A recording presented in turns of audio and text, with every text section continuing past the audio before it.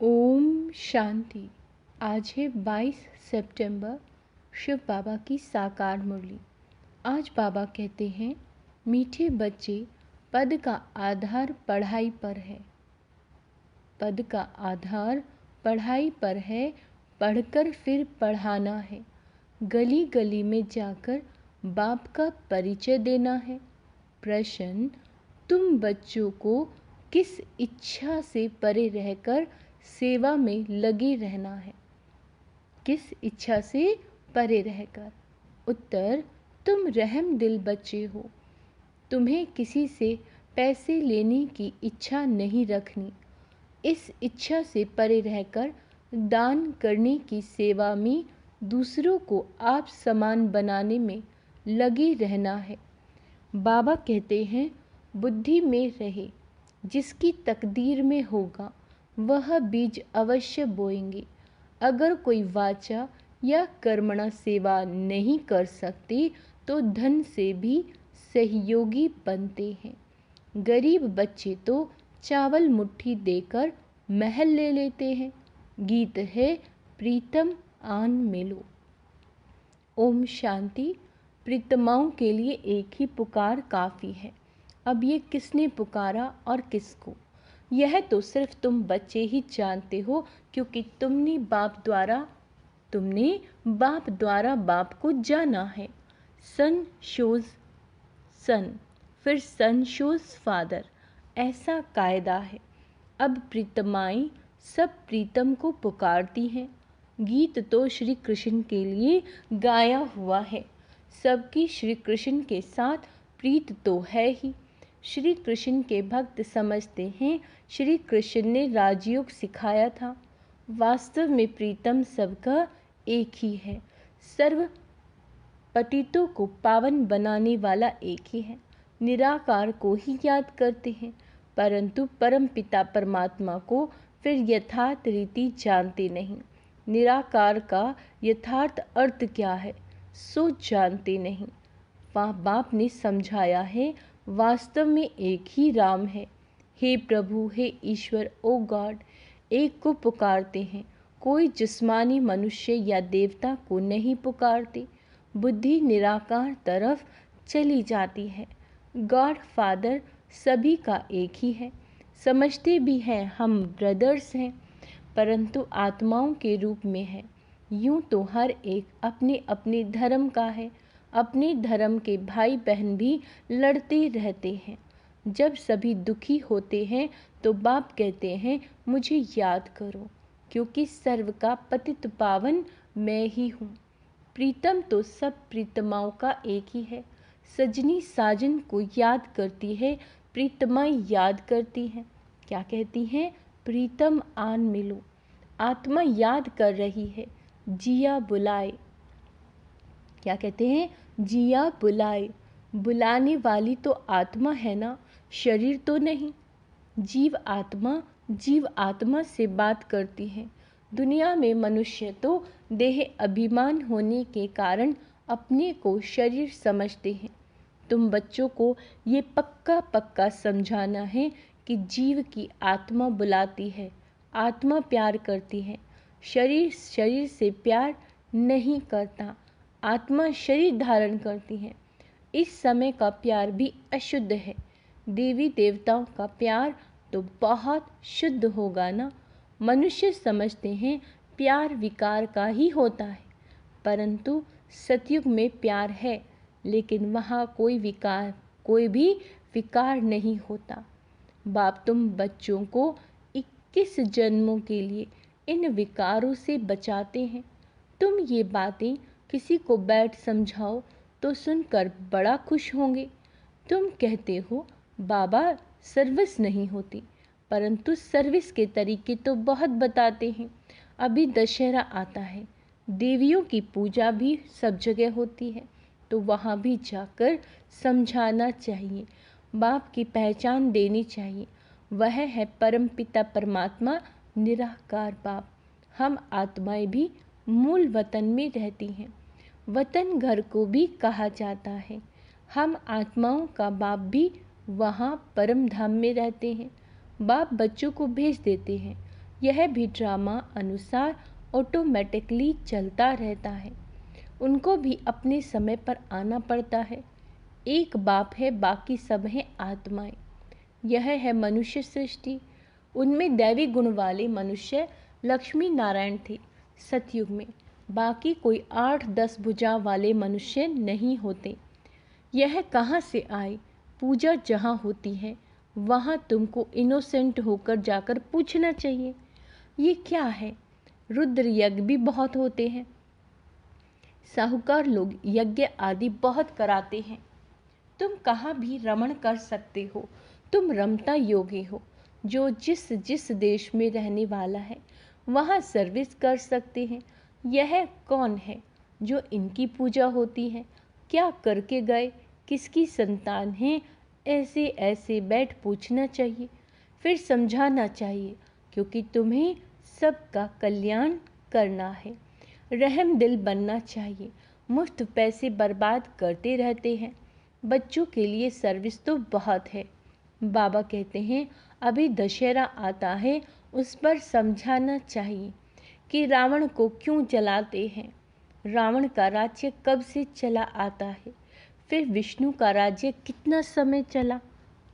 यह है ब्रह्मा का दिन, यह है ब्रह्मा की रात। गवर्नमेंट को जाकर समझाना चाहिए। क्या कह रहे हैं बाबा? गवर्नमेंट को जाकर समझाना चाहिए। बरोबर अब रावण राज्य है ना, वह है विष्णु संप्रदाय अथवा दैवी संप्रदाय, यह है असुरी संप्रदाय। बड़ों बड़ों को जाकर समझाना चाहिए, चित्र ले जाना चाहिए, कोशिश करनी चाहिए ऐसा बाण मारे जो नाम बाला हो जाए। बनारस में बहुत बड़े बड़े टाइटल मिलते हैं सरस्वती आदि के। अब सरस्वती तो है जगत अम्बा। भारतवासी सब जगत अम्बा को मानेंगे। जगत को रचने वाली तो ज़रूर पिता भी होगा। जगत पिता ब्रह्मा और जगत अम्बा सरस्वती। कहते हैं ना, सरस्वती भी ब्रह्मा की बच्ची है, ब्रह्मा के मुख वंशावली है। ब्रह्मा को फिर रचने वाला कौन? गाया जाता है शिव परमात्माय नमः। वह हो गए देवताएं नमः, तो देवताओं का रचयिता वो शिव परमात्मा हो गया। बाबा कहते हैं उनसे वर्षा मिला होगा, तो तुम बच्चों को समझाने निकलना पड़े। जो जो अच्छे समझदार हैं उन्हें सर्विस करनी चाहिए। बाप तो गली गली में नहीं जाएंगे, यह बच्चों का काम है। सर्विस नहीं करते तो समझेंगे सर्विसेबल नहीं है, तो पद भी ऐसा ही पाएंगे। बल बच्चे तो बने हैं, परंतु पढ़ाई पर सारा मदार है। जो जायज़ी पढ़ेंगे वह उच्च पद पाएंगे। पढ़े हुए के आगे अनपढ़े भरी ढोएंगे। पुरुषार्थ ऊंचा पद पाने का करना चाहिए।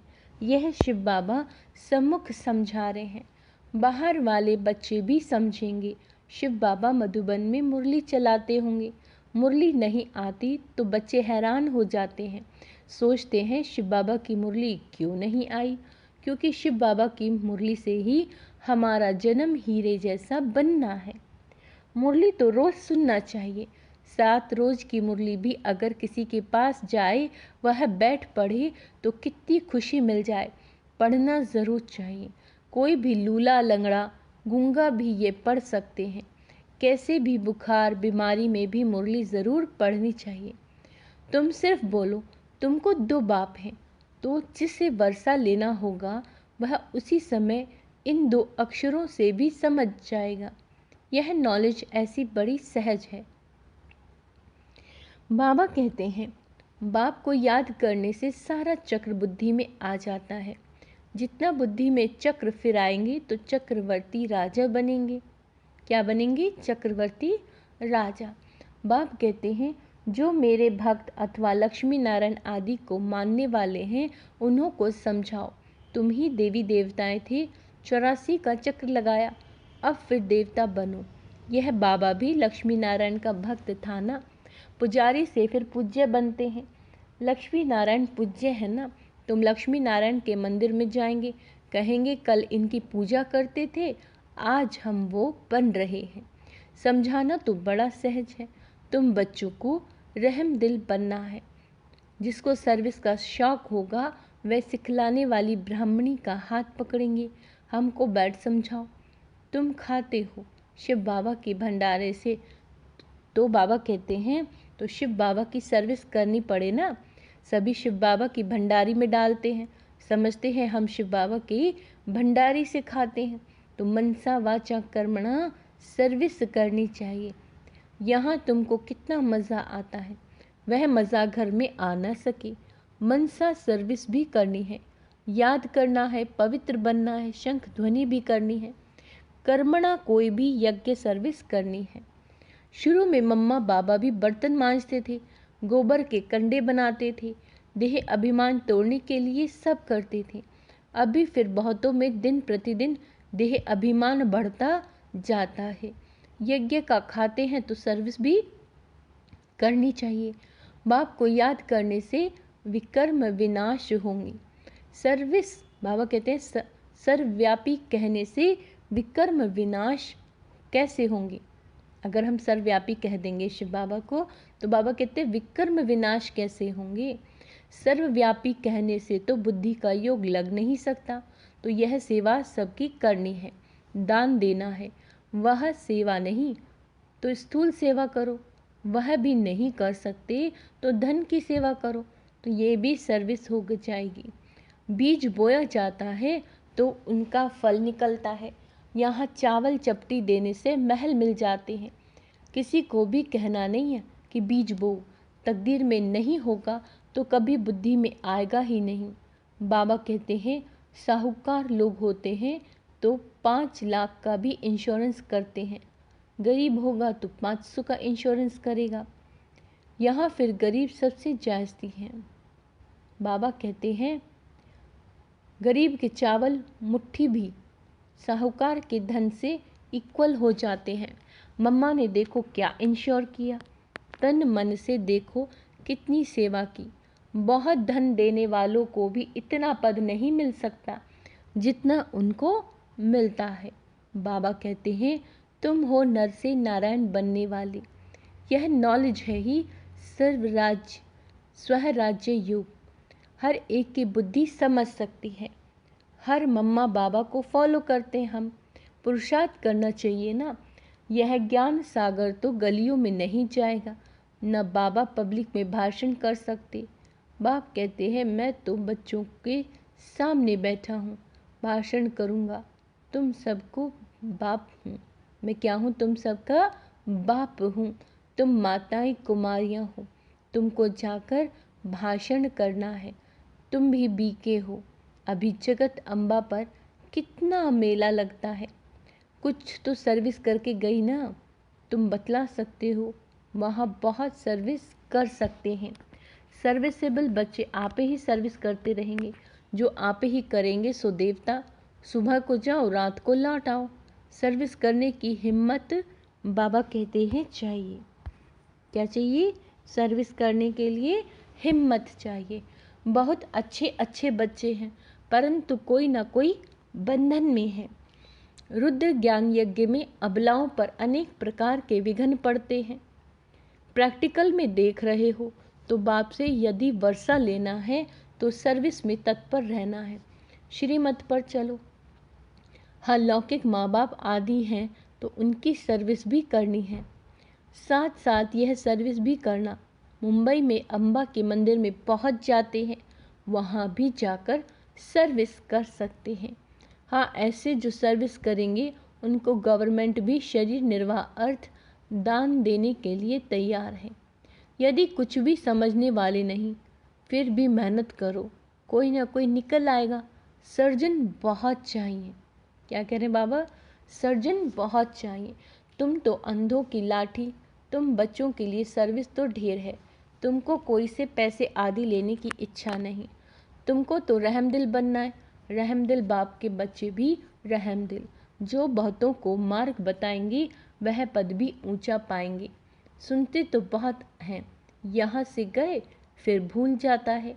नंबर वार धारण करते हैं, इसमें बड़ी अच्छी मेहनत करनी है। 21 जन्मों के लिए राज्य भाग्य मिलता है, कम बात थोड़ी है। जैसे गवर्नमेंट कहती है सोना हराम है, बाप भी कहते हैं नींद को जीतने वाले बनो, रात को भी कमाई करो। कोई शरीर छोड़ते हैं तो समझते हैं ड्रामा में उनका पार्ट इतना ही था।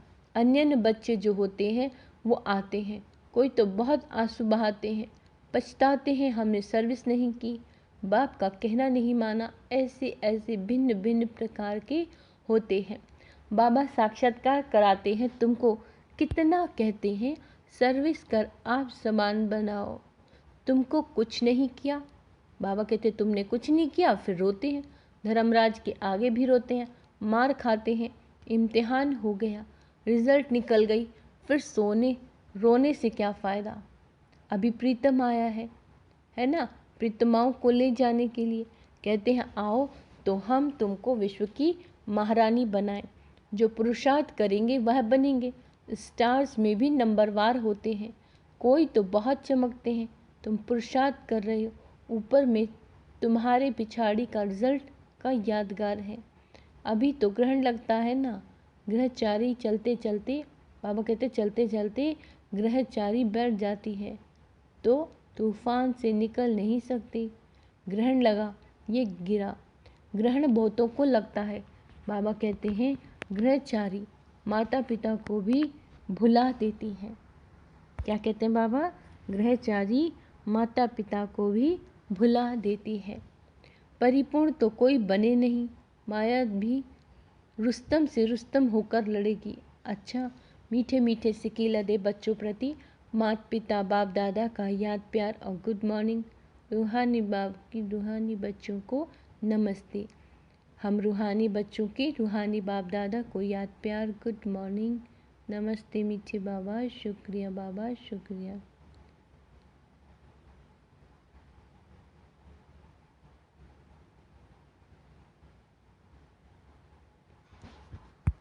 धारणा के लिए मुख्य सार। रमता योगी बन सेवा करनी है।